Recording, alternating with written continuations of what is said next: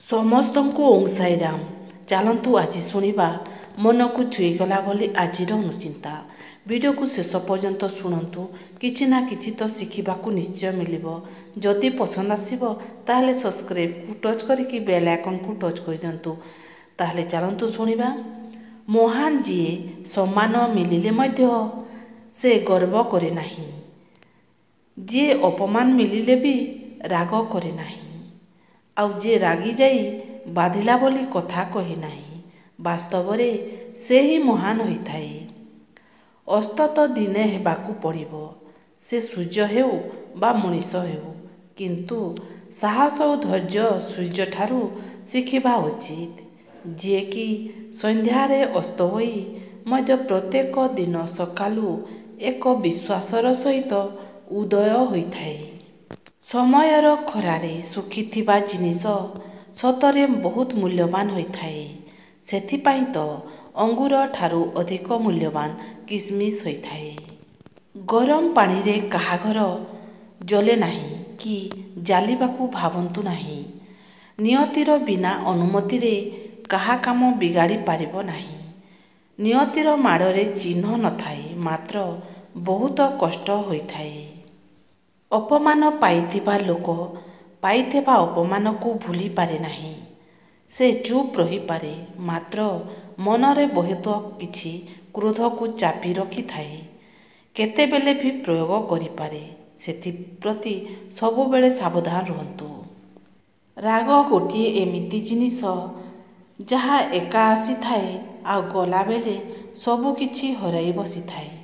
ରାଗକୁ ଆୟତ୍ତ କରନ୍ତୁ, ନହେଲେ ସବୁ ଛାରଖାର କରିଦେବ। ଅହଙ୍କାରୀ ନିଜ ଦୁଃଖ କାହାକୁ ଦେଖାଇ ପାରେ ନାହିଁ, କି କାହା ସୁଖ ଦେଖିପାରେ ନାହିଁ, କି ସାମ୍ନାବାଲା ସହ ସମାନ ହୋଇପାରେ ନାହିଁ। ସେଥିପାଇଁ ତା ଅହଙ୍କାର ବଢ଼ିଯାଇଥାଏ। ପରିସ୍ଥିତି ଯେତେ ଖରାପ ହେଉ ପଛେ ମନ କେବେ ଦୁର୍ବଳ କରନ୍ତୁ ନାହିଁ। କାହିଁକିନା ଯଦି ଆପଣ ମନରୁ ଦୁର୍ବଳ ହୋଇଯିବେ, ତେବେ ଆପଣ କୌଣସି କ୍ଷେତ୍ରରେ ବି ଜିତି ପାରିବେ ନାହିଁ। ଥରେ କେହି ଜଣେ ଭଗବାନଙ୍କୁ ପଚାରିଥିଲେ, ମଣିଷର କେଉଁ ଅବସ୍ଥା ଦେଖି ଆପଣ ହସନ୍ତି? ଉତ୍ତରରେ ଭଗବାନ କହିଥିଲେ, ମଣିଷର ଦୁଇଟି ଅବସ୍ଥା ଦେଖି ହସିଥାଏ। ଯେତେବେଳେ ଜଣେ ତଳେ ପଡ଼ିଯାଇଥାଏ ଆଉ ଅନ୍ୟମାନେ ତାକୁ ଉଠାଇବାକୁ ଚେଷ୍ଟା କରନ୍ତି। ଯେତେବେଳେ ଜଣେ ଉପରକୁ ଉଠିଯାଇଥାଏ, ତାକୁ ଅନ୍ୟମାନେ ତଳକୁ ଖସାଇବାକୁ ଚେଷ୍ଟା କରନ୍ତି। କାହିଁକିନା ମୁଁ ଯେତେବେଳେ ଯାହାକୁ ତଳେ ପକାଇବି, ତାକୁ କେହି ବି ଉଠାଇ ପାରିବେନି, ଆଉ ଯେତେବେଳେ ଯାହାକୁ ଉପରକୁ ଉଠାଇବି, ସେତେବେଳେ ତାକୁ କେହି ତଳେ ପକାଇ ପାରିବେନି। କ୍ଷୀର ଚା ଅଧିକ ପିଇଲେ ଥକାପଣ ଦୂର ହେବା ବଦଳରେ ବଢ଼ିଯାଇଥାଏ। ଖାଦ୍ୟ ଖାଇସାରିବା ପରେ ଚା ପିଇବା ଉଚିତ ନୁହେଁ। ଚାକୁ ବାରମ୍ବାର ପିଇଲେ ଶରୀରରୁ ଜଳୀୟ ଅଂଶ କମିଯାଏ ଏବଂ ରକ୍ତଚାପ ସମସ୍ୟା ଦେଖାଦେଇଥାଏ।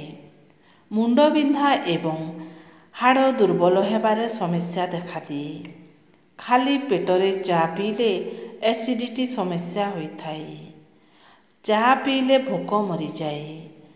ବହୁତ ପରିମାଣରେ କ୍ୟାଲୋରି ଥାଏ ଶରୀରରେ ଏବଂ ଓଜନ ବଢ଼ାଇ ଦେଇଥାଏ। ବ୍ରହ୍ମ ମୁହୂର୍ତ୍ତରେ କ'ଣ ଦେଖିଲେ କ'ଣ ହୁଏ? ଆଳତୀ କରିବା ଦେଖିଲେ ମନସ୍କାମନା ପୂର୍ଣ୍ଣ ହୋଇଥାଏ। ଶବ ଦେଖିଲେ ଭାଗ୍ୟ ପରିବର୍ତ୍ତନର ସଂକେତ ଦେଇଥାଏ। ମୃତ ବ୍ୟକ୍ତି ସହ କଥା ହେଲେ ଧନ ପ୍ରାପ୍ତିର ଯୋଗ ହୋଇଥାଏ। ପେଚା ଦେଖିଲେ ଧନହାନି ହୋଇଥାଏ। କାଉ ଦେଖିଲେ ଘରକୁ ଅତିଥି ଆସିବେ। ମହିଳାଙ୍କୁ ହଳଦିଆ ଶାଢ଼ୀରେ ଦେଖିଲେ ମାଙ୍ଗଳିକ କାର୍ଯ୍ୟରେ ସଂକେତ ଦେଇଥାଏ। ନାଲି ଶାଢ଼ୀରେ ପତ୍ନୀକୁ ଦେଖିଲେ ଗୁପ୍ତ ଧନ ମିଳିଥାଏ। ବଂଶୀ ଦେଖିଲେ ଦାମ୍ପତ୍ୟ ଜୀବନରେ ଖୁସି ଆସିଥାଏ। କଇଁଚି ଦେଖିଲେ ପତି ପତ୍ନୀଙ୍କ ମଧ୍ୟରେ କଳହ ସୃଷ୍ଟି ହୋଇଥାଏ। ଗରୁଡ଼ ଚିତ୍ର ଥିବା ଘଣ୍ଟି ଠାକୁର ଘରେ ବାଜିଲେ ଅଗ୍ନି, ଚୋର, ବଜ୍ର ଭୟ ନଥାଏ। ମା ଲକ୍ଷ୍ମୀଙ୍କର ବସିଥିବା ମୂର୍ତ୍ତି ବା ଫଟୋ ଘରେ ରଖନ୍ତୁ। ମା ଲକ୍ଷ୍ମୀଙ୍କର ଠିଆ ହୋଇଥିବା ମୂର୍ତ୍ତି କିମ୍ବା ଫଟୋ ବ୍ୟବସାୟ ବା ଅଫିସରେ ରଖିଲେ ଶୁଭଦାୟକ ହୋଇଥାଏ। ଘରେ ପାଣି ଟ୍ୟାପରୁ ପାଣି ଟପ୍ ଟପ୍ ହୋଇ ପଡ଼ିଲେ ଅଶୁଭ ହୋଇଥାଏ। ଯେଉଁ ସ୍ଥାନକୁ ମୂଷା ଆସୁଛି ସେଠାରେ ପିଆଜକୁ କାଟିଦେଲେ ମୂଷା ଆସିନାହିଁ। ରୋଷେଇ ଘରେ କୋଣରେ ଲବଙ୍ଗ ରଖିଲେ ଅସରପା ଆସିନାହିଁ। କର୍ପୂରକୁ ଜଲେଇ ଘରେ ଧୂଆଁ କଲେ ମାଛି ଆସନ୍ତି ନାହିଁ।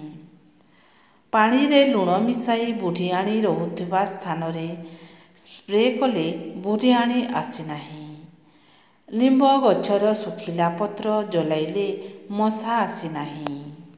ଅରୁଆ ଭାତକୁ ଯଦି ଗୋଟି ଗୋଟି କରି ରଖିବାକୁ ଚାହୁଁଛନ୍ତି ତାହେଲେ ଚାଉଳ ପକାଇବା ସମୟରେ 1 ଚାମଚ ତେଲ ଦେଇଦିଅନ୍ତୁ। ଦେଖିବେ ଅରୁଆ ଚାଉଳର ଭାତ ଗୋଟି ଗୋଟି ହୋଇ ରହିଯିବ। କଟା ପିଆଜକୁ ତା ପରଦିନ ଖାଆନ୍ତୁ ନାହିଁ। ଏହାଦ୍ୱାରା ପେଟ ରୋଗ ହୋଇଥାଏ।